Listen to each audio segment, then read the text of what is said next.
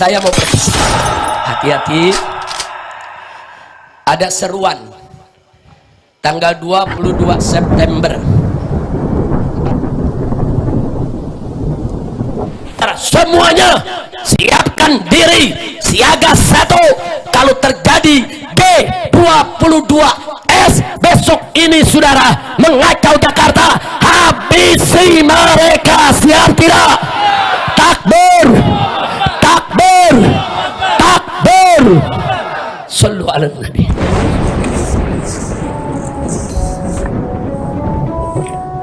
Assalamualaikum warahmatullahi wabarakatuh, sahabat muslim maupun sahabat-sahabat sebangsa dan setanah air di channel yang memiliki satu tujuan, yaitu mengembalikan ajaran menyimpang menjadi ajaran yang sesuai dengan Al-Quran dan As-Sunnah. Kenapa? Tewas baru pahlawan. Tewas baru pahlawan. Kalau sudah melarang menggunakan hijab ya, dilarang sholat ya, apalagi ngancurin masjid, itu Pak kalau ya ini mah enggak kan gitu.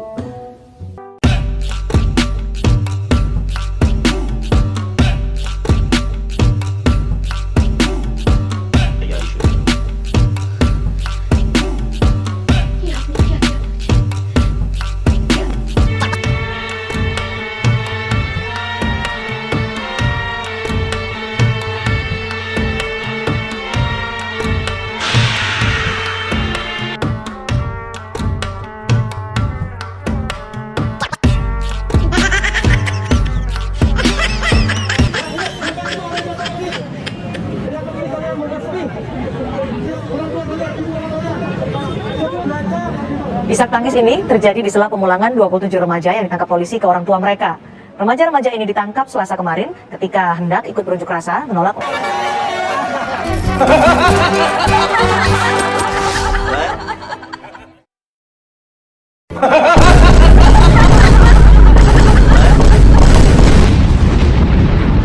Memangnya kenapa?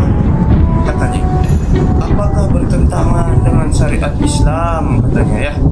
Tolong tunjukkan Al-Quran dan hadis. Kalau demo itu dilarang, ia pun tidak dapat menunjukkan kecuali dengan kaidah berpikir bahwa demo seperti itu mudaratnya lebih besar dari manfaatnya ya.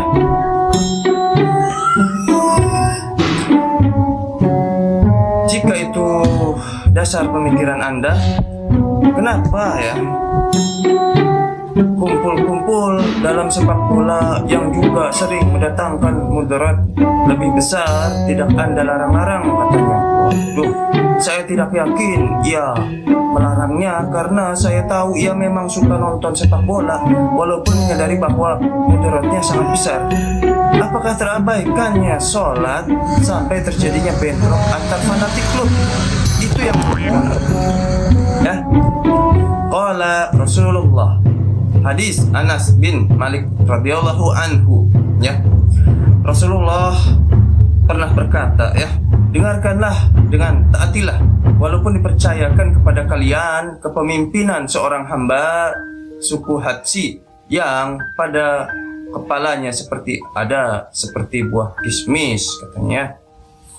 Penyerupaan orang Hatsi dengan buah kismis karena berkepala kecil ya. Ada juga pendapat karena berkulit hitam katanya gitu ya. Ada lagi hadis Irbad bin Sariyah radhiyallahu anhu. Irbad bin Sariyah radhiyallahu anhu berkata, Rasulullah sallallahu alaihi wasallam salat subuh bersama kami pada suatu hari. Kemudian beliau menghadap kami seraya memberi peringatan serius yang membuat hati kami bergetar. Air mata bercucuran. Kami pun bertanya, wahai Rasulullah, apakah ini khotbah wada Tuhan buat kami? Lalu apa yang Tuhan wasiatkan bagi kami? Nabi SAW bersabda, aku wasiatkan kepada kalian agar bertakwa kepada Allah. Bukankah aku telah tinggalkan hal yang putih jelas, malam bagaikan siang, tidak ada orang yang menyeleweng darinya kecuali akan binasa. Siapa saja yang hidup sepeninggalku akan menyaksikan perselisihan yang banyak. Maka hendaklah kalian berpegang dengan sunnahku, sunnah Khulafaur Rasyidin yang mendapatkan petunjuk. Berpeganglah dengannya, gigitlah dengan gigi taringmu. Janganlah kalian mengadakan perkara yang diada-adakan. Sesungguhnya yang diada-adakan adalah bid'ah, dan setiap bid'ah adalah sesat. Sekali lagi, aku wasiatkan kepada kalian untuk mendengar dan taat, walaupun kelak kalian akan dipimpin seorang budak suku Habsi. Sesungguhnya orang mukmin itu lemah gemulai, seperti unta yang jinak. Kemanapun dituntun, ia selalu menurutinya. Maksud saya, walaupun disuruh berdrum di Sahara panas, tetap menurutinya ya. Ya. Lalu hadis Ummu Husain radhiyallahu anhu, aku pergi haji bersama Rasulullah sallallahu alaihi wasallam saat haji wada. Lalu aku menyaksikan Nabi sallallahu alaihi wasallam berkhutbah di Arafah yang didampingi Bilal dan Usama. Seorang memegang tali kendali untanya, yang lain menutupkan kain di atas kepalanya untuk memayunginya dan suasana panas. Pada Nabi ada kain burdah yang diselempangkan di bawah ketiaknya. Aku menyaksikan otot pada lengan atasnya tertutupi. Lalu Nabi SAW memuja dan memuji Allah dan menyampaikan banyak hal. Lalu aku mendengarnya bersabda, wahai sekalian manusia, bertakwalah kepada Allah, walaupun kelak kalian dipimpin oleh budak Habsi yang terputus hidung dan tangannya. Selagi ia memimpin kalian berdasar kitab Allah, maka dengarkan dan taatilah ya.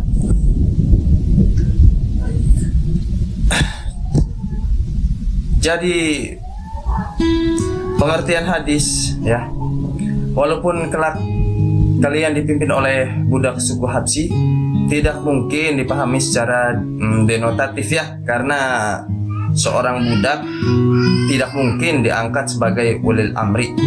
Apalagi adanya pernyataan hal itu menyelisihi ijma, melainkan dimaknai konotatif yang terhadap sikapun yang memimpin kalian selagi ia menjalankan pemerintahannya sesuai dengan syariat Islam ya. Kadang ulil amri itu orangnya soleh, namun bukan mustahil kadang ulil amri itu bertindak alim ya. Dalam kondisi seperti ini akan dilihat dalam situasi kondisi ya, seperti apa masyarakat muslim tetap sabar.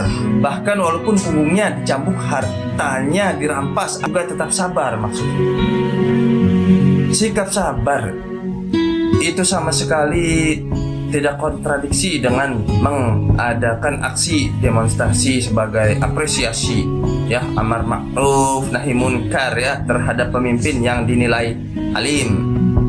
Dalam kondisi tertentu ya, Nabi SAW memerintahkan jihad ya, konstitusi dengan berbagai cara yang masih dalam koridor yang maslahat atau tujuannya ada mengingatkan ulil amri. Jadi kita tuh harus mengingatkan ulil amri ya. Dalam perjalanan sejarah sejak zaman Rasulullah SAW sudah ada demo ya, sebagaimana yang akan saya paparkan pada babnya ya, bab ini ya. Jadi gini, hadis Sifah bin Yaman radhiyallahu anhu ya.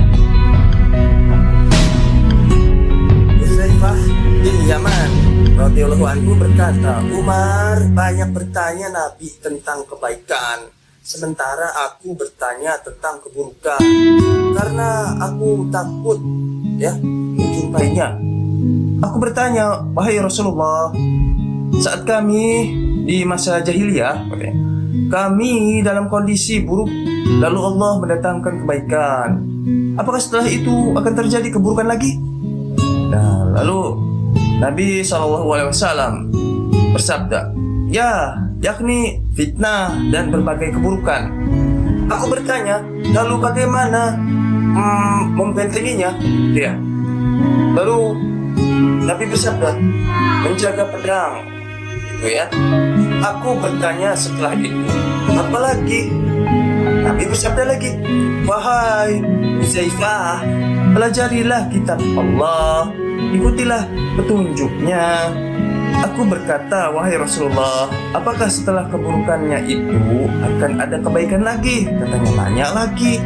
Lalu Nabi bersabda lagi, ya, yakni ya kedengkian. Aku bertanya, bagaimana wujudnya? Katanya gitu. Nanya lagi gitu ya. Nah, Nabi bersabda lagi, ada pemimpin yang tidak berprinsip dengan petunjukku, tidak mengikuti sunahku, ya. Anda mengenalinya dan Anda mengingkarinya, yakni terjadinya yang lebih dari kedengkian, ya, yang ada pada mereka. Lalu aku bertanya, wahai Nabi, seperti apa wujudnya? Nanya lagi, ya kan? Iya.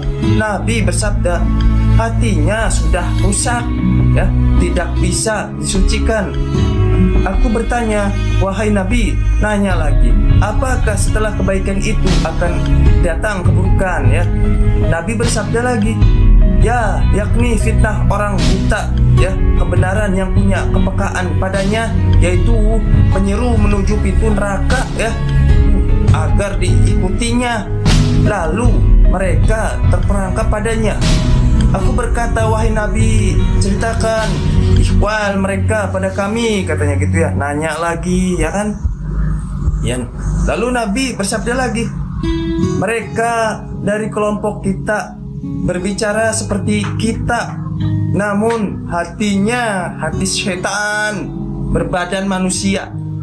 Aku bertanya, lalu apa yang harus aku perbuat jika aku mendapatkannya? Ya, Nabi bersabda lagi, sesungguhnya jika Allah telah memiliki khalifah di muka bumi, hendaklah kalian tetap dalam jamaah muslim bersama pemimpin. Ya, dengar dan taatilah pemimpinmu, walaupun punggungmu dipukul, hartamu dirampas. Jika ia tidak memiliki jamaah dan pemimpin, maka hindarilah kelompok-kelompok mereka. Hijrahlah hingga Anda wafat. Sekiranya Anda wafat saat Anda menggigit kulit pohon, maka hal itu lebih baik daripada mengikuti seorang di antara mereka. Lalu aku bertanya, kemudian kondisi mereka apa? Tanya lagi, ya kan? Terus ya Nabi bersabda lagi, lalu Dajjal akan keluar sambil membawa air dan api. Yang mengambil apinya akan mendapatkan pahala dan hilanglah dosanya, sedangkan yang mengambil airnya akan terpuruk dalam dosa dan hilanglah pahalanya. Lalu aku bertanya lagi, nanya lagi, apalagi setelah datangnya Dajjal? Nabi bersabda lagi, kedatangan Isa bin Maryam, Isa alaihissalam, ya. Lalu aku bertanya, setelah itu apa yang terjadi? Nanya lagi. Nabi bersabda, sekiranya seorang kalian berternak kuda, ia tidak sampai dapat menunggangi anaknya hingga datang hari kiamat. Masya Allah. Ya, jadi begini ya, adanya hadis yang mengabarkan akan muncul pemimpin-pemimpin yang tidak mengambil petunjuk Rasulullah, ya, dan tidak mengambil sunnahku, dan munculnya Dajjal, ya, merupakan berita Nabi yang harus diwaspadai, ya, dan diperangi, ya. Bukan diartikan walaupun pemimpin itu tidak berpegang dengan syariat Islam, tetapi tetap harus dipatuhi, ya, harus dipatuhi, ya. Karena umat Islam tidak boleh kompromi dengan Dajjal, sebagaimana dengan pemimpin yang tidak menjalani syariat Islam, ya. Jadi menurut analisa saya, sungguh indah jika kajian hadis dipahami secara komprehensif, tidak parsial, ya. Semua akan mengerti bahwa karakter ulil amri itu adalah muslim, ya. Bahkan dalam hadis sahih diterangkan, ya, bersuku Quraisy yang menjalankan pemerintahannya sesuai dengan kitab Allah Subhanahu wa taala, ya, syariat Islam, ya. Sabda Nabi SAW, walaupun kelak kalian dipimpin oleh budak suku Habsyi yang terputus hidung dan tangannya, selagi ia memimpin kalian berdasar kitab Allah, ya, maka dengarkan dan taatilah, ya. Mempertajam syarat ulil amri yang harus menjalankan pemerintahannya dengan syariat Islam. Dalil-dalil itu yang digunakan kelompok Salafi untuk mengharamkan aksi demonstrasi, ya.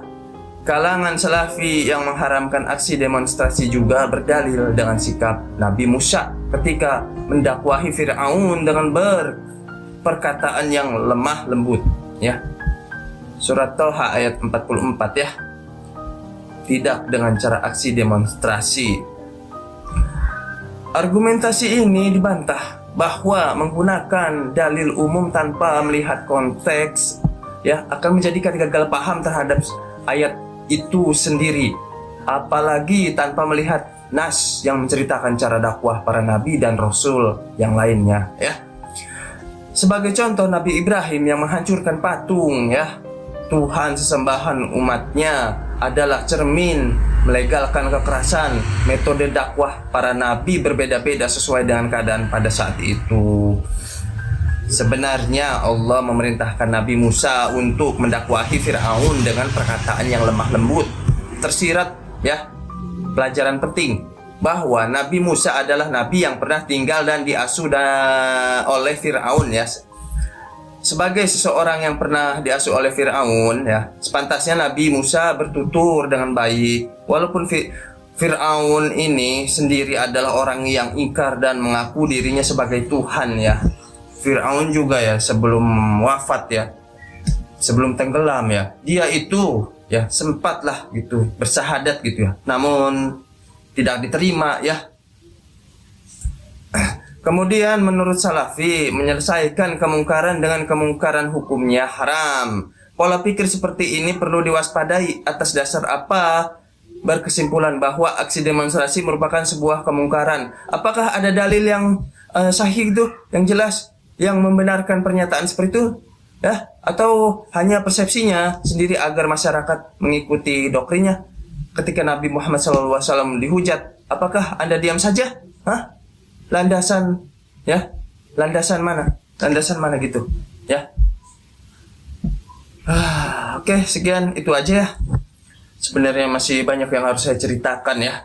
Tapi karena waktu saya mepet, ya, saya kebetulannya bukan orang-orang penting amat, tapi ya kayak orang penting, ya, jarang-jarang bikin video. Oke, kalau begitu terima kasih telah menyimak video saya sampai habis, ya. Wassalamualaikum warahmatullahi wabarakatuh.